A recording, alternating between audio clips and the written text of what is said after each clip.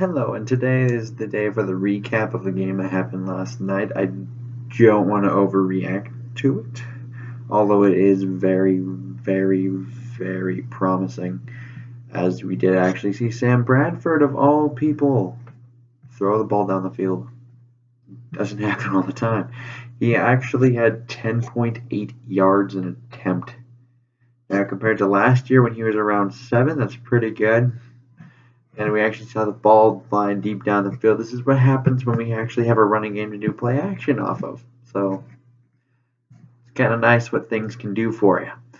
So after all, and Cook is he's solely in the lead with this backfield. Like, I know some people wondering how would they split the carries between these three backs. They are not splitting the carries. That's how they're splitting them. Cook had 22 attempts. The other two backs in Murray and McKinnon had combined for 5 carries last night. 5.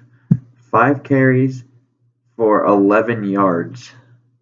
That was their combined total. Cook got 22 carries for a $127 and 5.8 yards per carry average. Now I know that's kind of skewed because he did break a 32 and a 33-yard run in the second half a little bit. But still, like, we didn't have a threat like this last year, because I do think I know we're going to talk about the offensive line, but he is a major addition to this team in a way that doesn't necessarily get noticed. He's a guy that can change. There was multiple times last night when they actually had him in the backfield, but he's elusive enough to kind of maneuver around the guy and making it like a 2-yard gain. So he's taking plays that should be bottled up for a loss of 3 or a loss of 2, and he's turning them into positives. Now we stay on schedule. We're ahead of the chains constantly. We didn't have this last year. So instead of 2nd and 13, we're working off of 2nd and 8.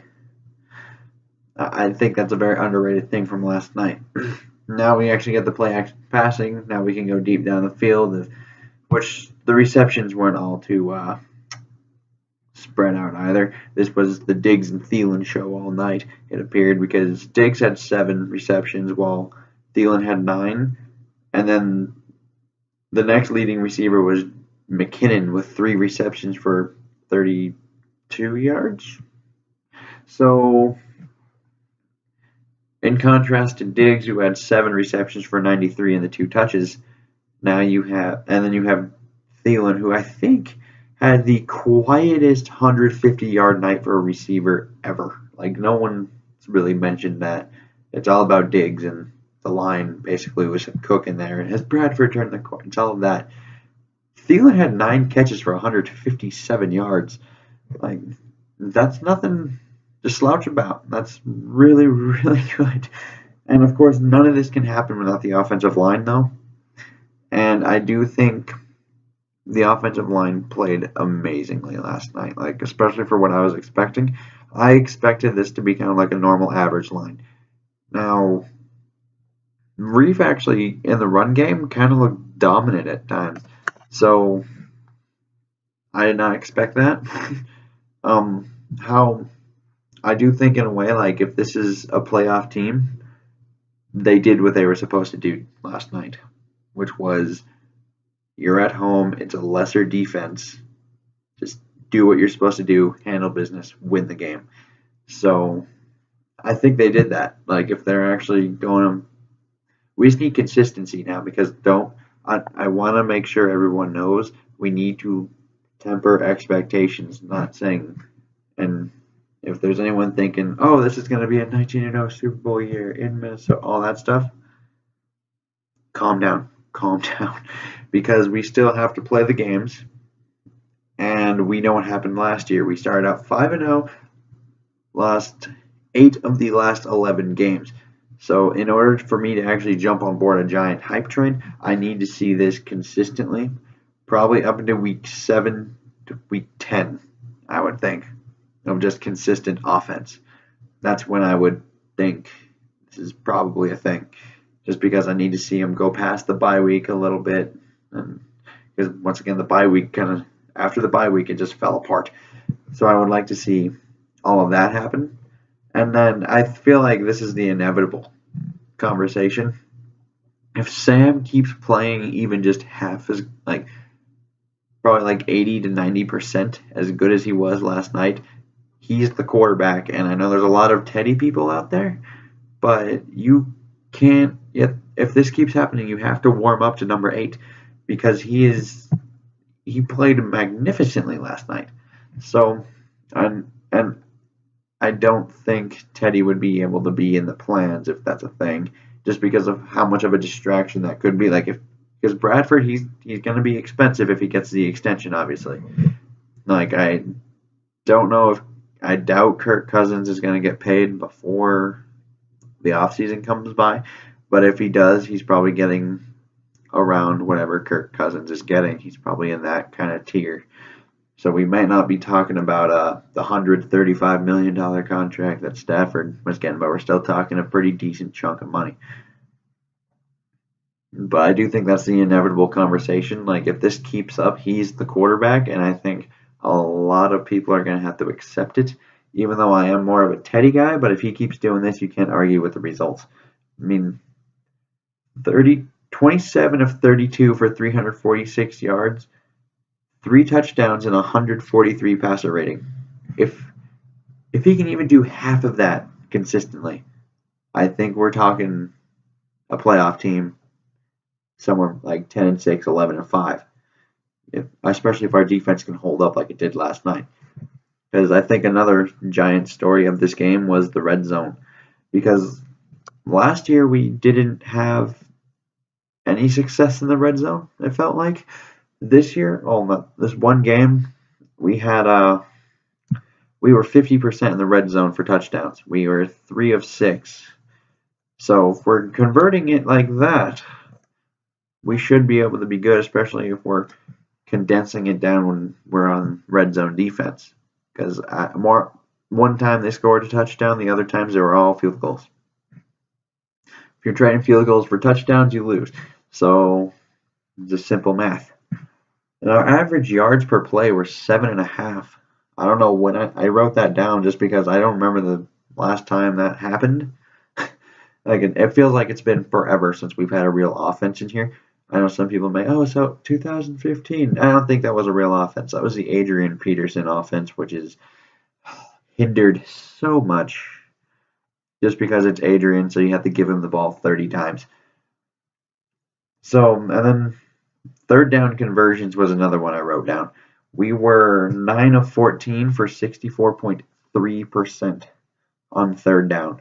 So, sustaining drives, we're keeping our defense off the field, we're resting them. That was part of the problem last year, I think. Towards the end, you just saw them get fatigued, both physically and mentally, just because of how much they're on the field. So this is so cautiously optimistic about all of this. Don't get too ahead of ourselves.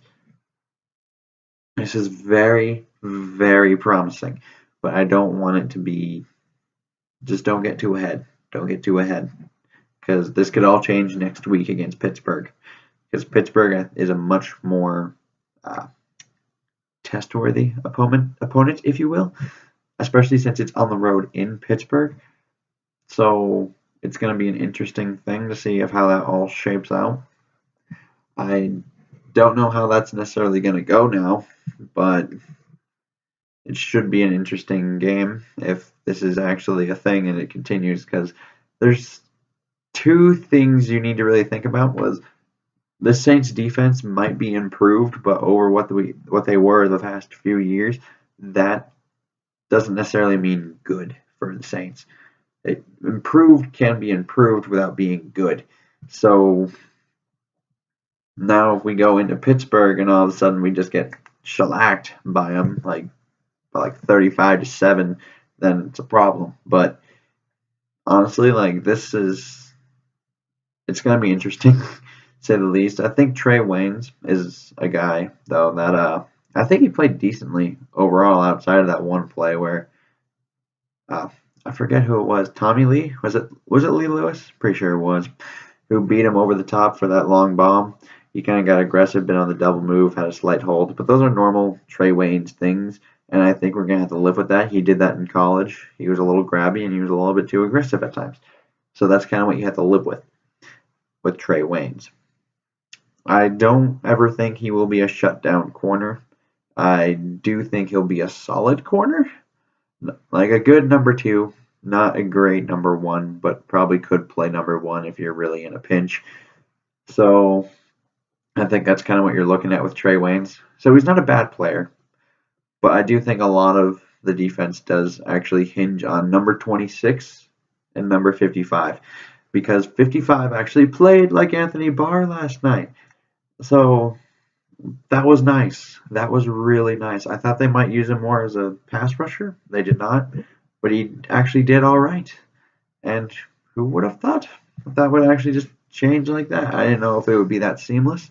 I didn't know he would go back to, I don't know if he's gone back to 2015 form, but I think that one, like, we can be excited about this defense because keep in mind, we don't have Tremaine Brock yet.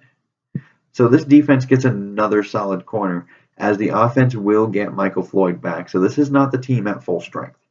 So that's the part where I get excited about the offense, is that you look at the receptions, it goes 9-7-3 in terms of receptions. So that drop off is huge. You go from 157 to 93 to 32 yards through the air for your individual guys. Those are your leading receivers. So after that, it's a huge drop off. So Michael Floyd coming in might be able to really add something to this offense, especially if we're taking those deeper shots and Sam's willing to do them, because oftentimes last night it looked like he was checking into them. So, and Dalvin Cook, speaking of the passing game, he didn't appear to make any issues in pass protection. I didn't see any glaring problems, but he played pretty decently in that regard, and I was a little bit surprised by how good he was in that. But overall, what do you guys think? I would like to know. Please like, comment, subscribe, and go follow me on Twitter at Brian_Spatafora. And until next time, I bid you adieu.